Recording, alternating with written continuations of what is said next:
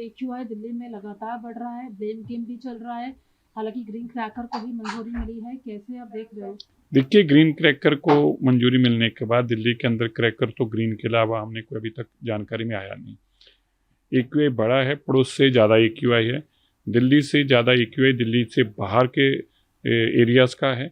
पराली की घटनाएं भी अचानक परसों से बड़ी तेज़ी से बढ़ गई हैं, जिसका हमें बड़ा दुख और खेद है। आपने अगर जानकारी ली हो तो मानिए सुप्रीम कोर्ट के आदेशों के बावजूद पराली को जलाया जा रहा है। मैं आग्रह करना चाहता हूँ, इसके ऊपर रोक लगनी चाहिए। दिल्ली के लोग साफ हवा ले पाएँ, उसकी दिल्ली सरकार चिंता कर रही है, लेकिन जो पड़ोसी राज्यों से ये मसले हैं उठ रहे हैं, उनके लिए उनको जरूर वहाँ पर चिंता करनी चाहिए। दिल्ली में कैसे आइए सर, कार्यक्रम कर रही है, पीएम ने दिवाली को लेकर एक संबोधन भी किया है। अखिलेश यादव का जो बयान था, इस पर वो योगी कह रहे हैं कि कार सेवकों पर गोली चलाने वाले दिवाली को कैसे सेलिब्रेट करेंगे? देखिए, सच है, आज अखिलेश जी का ये कहना कि क्रिसमस की तुलना करना पहले तो एक गलत है। सभी त्योहार पवित्र हैं।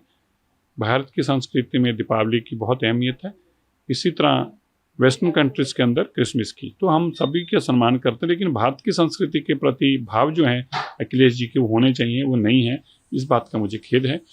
दीपावली बहुत बड़े स्तर पर दिल्ली में भी मनाई गई, पहली बार हुआ। दीपमाला के माध्यम से दिल्ली का कर्तव्य पथ को सजाया गया, ताकि कर्तव्य के प्रति दिल्ली की मुख्यमंत्री जी की क्या निष्ठा है ये बताती है। और इसी तरह कल की जो दीपावली थी अयोध्या में, वो बहुत भव्य थी, एक रिकॉर्ड तोड़ा गया।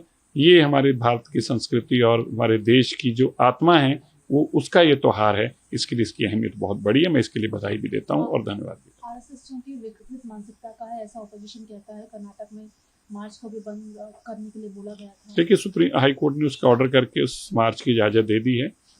देश के अंदर देश के लोगों के प्रति निष्ठा से सेवा करने वाली संस्था, देश के अंदर देशभक्ति की जागृति की एक जोत जगाने वाली संस्था के प्रति इस तरह के बैन जो है अच्छे नहीं है। इससे स्पष्ट पता चलता है कि वो राजनीति से कितने प्रेरित रहे हैं। आखिरी सवाल है, ममता बनर्जी वेस्ट बंगाल में, बिहार में भी इस समय चुनाव चल रहे हैं, दोनों को आप कैसे देख रहे हैं? देखिए, मैं तो ममता बनर्जी से आग्रह करना चाहूँगा कि कम से कम अगर आप रीशफलिंग करने जा रहे हैं तो वो लोग जो बहन बेटियों के साथ अत्याचार कर रहे हैं, ऐसे बलात्कारियों का साथ दे रहे हैं, उनको बाहर करें। और जिन्होंने बंगाल को लूटने का काम किया है, अगर आप उनको बाहर रखेंगे तो कम से कम बंगाल को कोई सांस आएगा। लेकिन क्या करें, परिवार सभी एक ही काम में लगा हुआ है, सारे का सारा ममता बनर्जी जी का। इसलिए रीशफल करें ना करें, रहने वही करप्ट और भ्रष्ट मंत्री।